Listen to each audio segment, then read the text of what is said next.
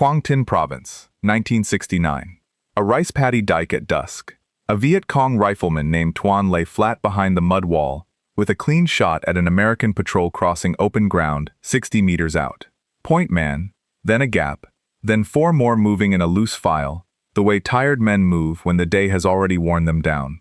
Tuan had the point man in his sights for 11 full seconds. He did not fire. His squad leader, a few feet away, watched the same man walk the same gap, and also did not give the order. Neither of them needed to discuss it. Everyone in that squad already knew who they were looking at. The light was going fast, the way it does in that part of the country, gold turning to gray in the space of a few minutes. And the Americans were still crossing open paddy dike with nowhere to take cover if the first round came in.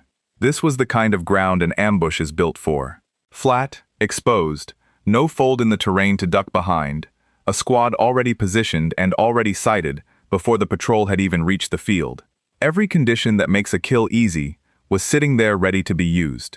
And it went unused, on purpose, by men who held every advantage and chose, for reasons that had nothing to do with fear, to let the whole thing pass. The patrol crossed the open ground and disappeared into the tree line, and nobody in that rice paddy had pulled a trigger, not because they had missed their chance, but because the chance had never actually been on the table. Here's a question for you before we go any further. If your own commanders told you that killing one specific enemy soldier would cost you more than it could ever gain you, would you believe them? Or would you take the shot anyway just to see? Put your answer in the comments. I want to argue with some of you about this one. Before we go on, let us know in the comments where you're watching from. We love seeing how far this story travels. And if you're loving it so far, join the family by hitting subscribe, because tomorrow, we've got something special lined up just for you. Now let's talk about the man in the tree line, the one nobody was allowed to shoot. The Americans in that area of operations called him Reyes. Corporal Daniel Reyes, a rifleman with the 1st Cavalry Division who had been in country 9 months by the time the story that follows made him something more than a name on a roster. He came from a small town outside Corpus Christi, the son of a man who fixed transmissions for a living, and a mother who worked the register at a feed store. Reyes joined the army the way a lot of young men from towns like that joined in 1968. Not because he had strong feelings about Southeast Asia, but because the draft board had strong feelings about him. He shipped out, did his training, and landed in a unit that spent its days walking through terrain that tried to kill you in a dozen small ways before the enemy ever got involved. In March of 1969, on a patrol through low hills west of his firebase, Reyes stepped on a small anti-personnel mine that had been buried long enough that the rain had shifted the soil above it. Nobody in the patrol saw it. There was no wire, no warning, just a flat metallic crack, and then Reyes was on the ground, 15 feet from where he had been standing a half-second earlier, and the man walking behind him would say years later that the strangest part of the whole memory was how quiet it got right after, as if the jungle itself had flinched. The blast took most of the muscle out of his lower right leg, and left the bone cracked in 2 places. And the medic who reached him first did the only thing field medicine in 1969 knew how to do for a wound like that. Packed it, splinted it, and got him moving toward a dust-off before he had time to fully understand what had happened to him. Field medicine in 1969 could save a leg like that, and it did, but it could not give it back the way it had been. Reyes spent 4 months in a hospital in Japan, learning to walk again on a leg that no longer moved the way legs are supposed to move, working through physical therapy sessions that left him exhausted from something as simple as crossing a room. The nerve damage meant the leg would never fully answer him the way it used to. He would drag it, just slightly, for the rest of his life, and there was nothing 4 more months, or 4 more years of therapy was going to change about that. He came back to his unit anyway. Nobody made him. His commanding officer offered him a stateside assignment, something with a desk and air conditioning and a pension waiting at the far end of it. An offer that most men in his position would have taken without a second thought, and nobody would have blamed them for it. Reyes turned it down. He told his CO he had unfinished business, 4 words that could have meant almost anything. And his CO, who had heard 100 men say something like that and mean nothing by it, wrote it down and let him go anyway, because there was something in the particular flatness of the way Reyes said it that suggested this was not a man performing bravery for an audience. This was a man stating a fact about himself. He went back to the field with a leg that dragged just slightly on every third or fourth step, enough that anyone who watched him walk for more than a minute could pick him out of a line of 50 other soldiers without needing to see his face. Enough that the men in his own platoon started calling him things that were not unkind, just accurate, the way soldiers do, nicknames built out of observation rather than cruelty. And enough, it turned out, that the enemy noticed it too, though it would be months before anyone on Reyes's side had the first idea what that noticing had actually turned into. This next part is the part that never made it into any after-action report, because it isn't the kind of thing after-action reports are built to hold. It lives instead in the letters men wrote home and never sent, folded into footlockers, and found decades later by children going through a father's things after a funeral. It lives in the stories veterans told each other at reunions, when the beer had loosened something that 30 years of silence had held shut. It lives in the handful of interviews collected long after the war by people trying to write down what the war had actually been like before the men who lived it were gone, and in oral history projects that reached out to former Viet Cong fighters willing, decades later, and an ocean away from the politics of it, to talk plainly about what their own side had actually done and why. It is not a story you will find footnoted in a government archive. It survived the only way stories like it ever survive, by being carried, person to person, because the people carrying it could not quite let it go. Somewhere in the late summer of 1969, word started moving through the Viet Cong units operating in Reyes's area of operations. Not an order printed on paper and distributed through a chain of command, the way a real directive would be. Nothing a political officer signed. It moved instead, the way the most durable orders in a guerrilla war always move. Whispered from squad leader to squad leader, from cadre to fighter, repeated at rice breaks and river crossings, and the long, silent hours of night watch, until every man carrying a rifle in that district understood the same thing without ever having seen it written down anywhere. Do not fire on the American with the limp. The reasoning, as it was passed along, had almost nothing to do with mercy, and everything to do with math. A Viet Cong squad leader in Quang Tin in 1969 was managing a resource problem as much as he was managing a war, and every single engagement he chose to fight cost him something, whether he won it or not. It risked exposing a position that had taken weeks to establish. It risked drawing artillery onto ground his unit needed to cross again the following month.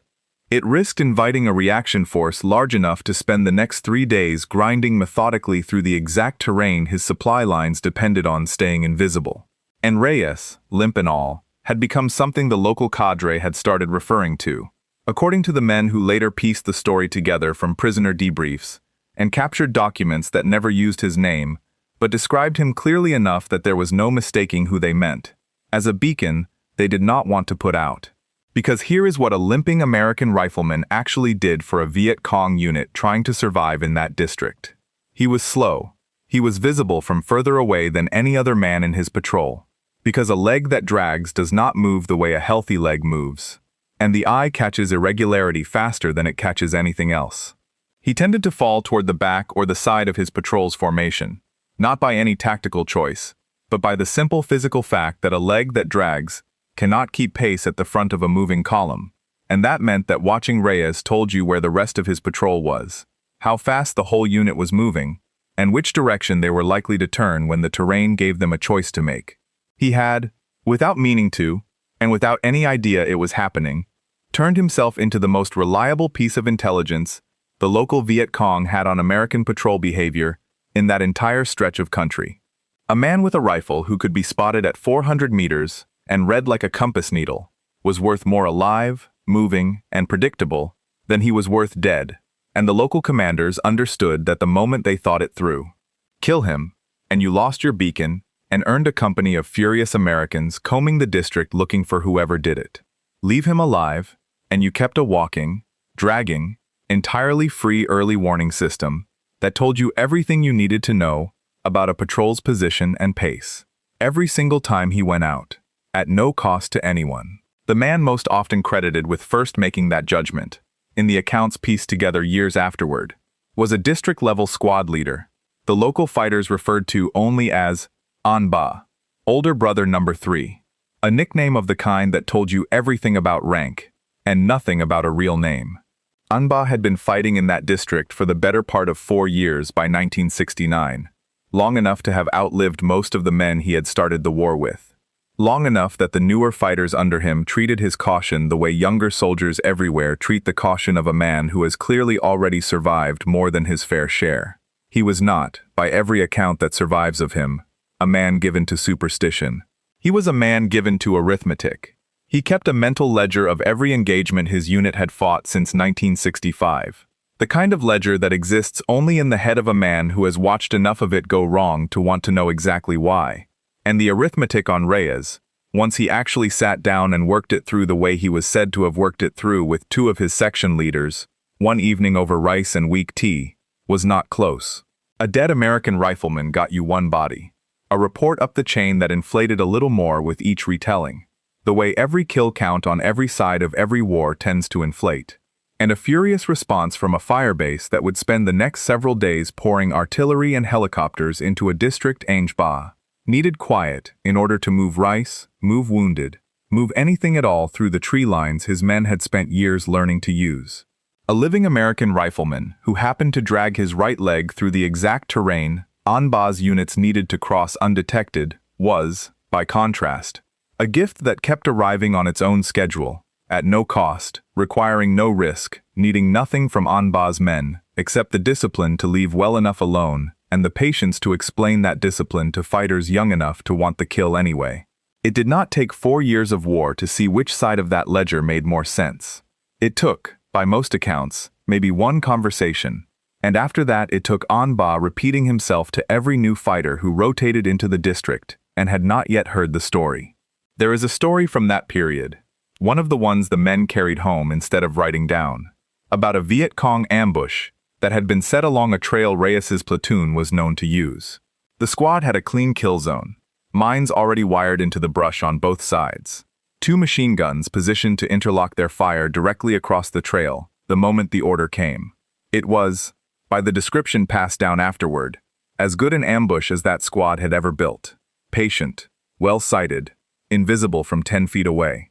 When the patrol came through, Reyes was near the rear, dragging that leg the way he always did, and according to the account passed down by a former Viet Cong fighter interviewed years later for an oral history project, the squad leader gave a single hand signal that meant hold, and held it, watching the entire patrol walk through his own kill zone without a shot fired, until the last man had moved far enough past that springing the ambush no longer made any tactical sense, without giving away the position for nothing. They let an entire American patrol walk through a prepared kill zone untouched, mines still buried, guns still cold, because springing it correctly would have meant killing the 1 man they had all been told not to kill, and killing everyone else while leaving him alive would have looked, to anyone paying attention afterward, exactly like what it was.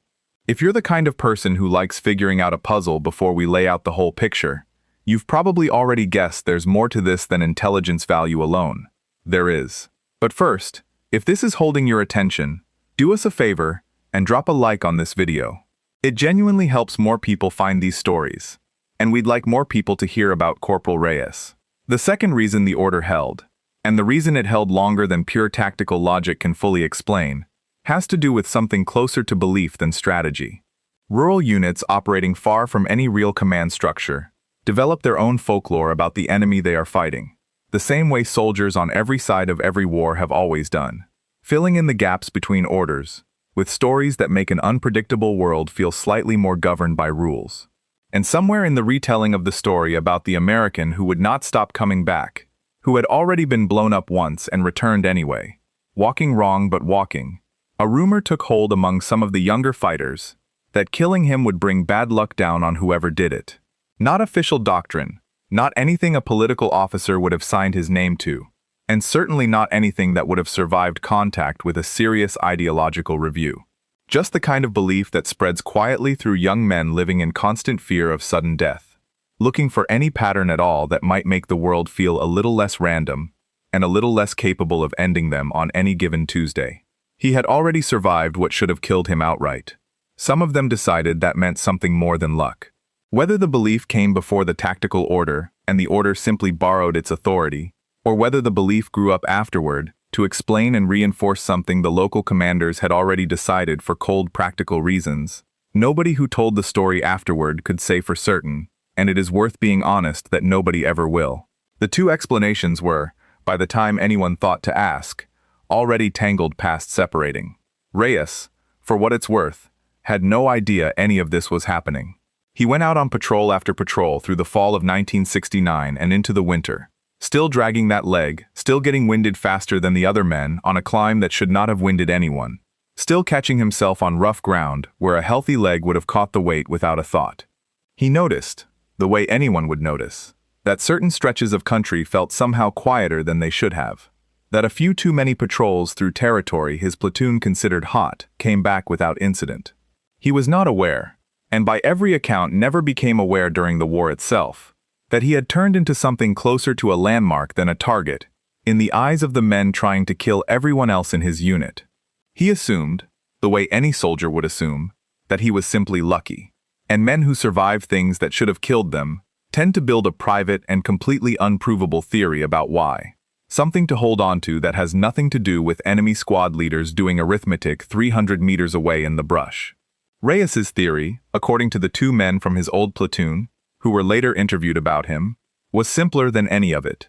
God was not finished with him yet. He told them more than once, usually at the end of a long day, and usually without much drama attached to it, and the war would let him know when that changed. There was, according to one of the fighters interviewed decades later, an earlier moment in the fall of 1969, when the arrangement almost broke down from the inside instead of from outside interference. A young fighter new to Anba's unit, 17 or 18 years old, had lost an older brother to an American patrol 2 districts over that same summer, and when he first laid eyes on Reyes moving slowly along a paddy dike, he raised his rifle without waiting for anyone's signal. It was Anba himself, by this account, who put a hand flat on the barrel and pushed it down before the boy could fire, and said nothing for a long moment afterward, letting the patrol pass out of range before he explained anything at all. What he told the boy, according to the story as it was later relayed, was not a lecture about mercy. It was a short, flat explanation of what that limping man was worth walking around and breathing, compared to what his corpse would be worth lying in the mud. The boy lowered his weapon and did not raise it toward Reyes again, though he reportedly stayed angry about the order for a long time, the way a man stays angry about something he has agreed to obey without ever agreeing to understand it. Whether he ever fully accepted the reasoning or simply learned to trust that the men who had survived longer than him usually had reasons, nobody who told the story afterward could say. It very nearly did change from a different direction entirely, in December of that year. A different squad, from a different unit, moving through the district without having received the same whispered understanding that governed the local cadre, spotted Reyes's patrol from a distance and opened up without knowing or caring who was in it. There was no hand on a barrel to stop this one, no whispered order reaching men who had never been told it existed. Reyes went down with a round through the meat of his shoulder, not fatal, but enough to put him flat on his back in the mud, while the rest of his platoon returned fire and drove the ambush off. He recovered in weeks, back on patrol before the wound had fully closed. According to the story as it circulated afterward among the Viet Cong fighters who heard about it, the local cadre was reportedly furious, not out of any concern for Reyes personally, but because an outside unit had nearly cost them their beacon through simple ignorance of an arrangement they had spent months maintaining. Word went out again after that, more forcefully, carried by runners to any unit operating through that corridor. Leave the man with the limp alone. He is worth more walking than dead. Reyes finished his tour in the spring of 1970, and rotated home, still limping, and lived the rest of a long, ordinary life that had nothing especially cinematic about it.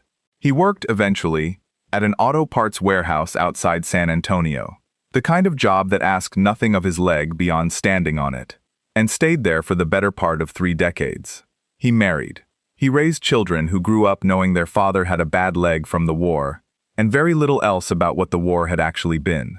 He did not talk about it much, which was true of an enormous number of men who came back from it, and the story of the order that had supposedly protected him, the one that had been passed hand to hand through a Viet Cong district for the better part of a year, without his ever knowing it existed, did not reach him directly until decades later.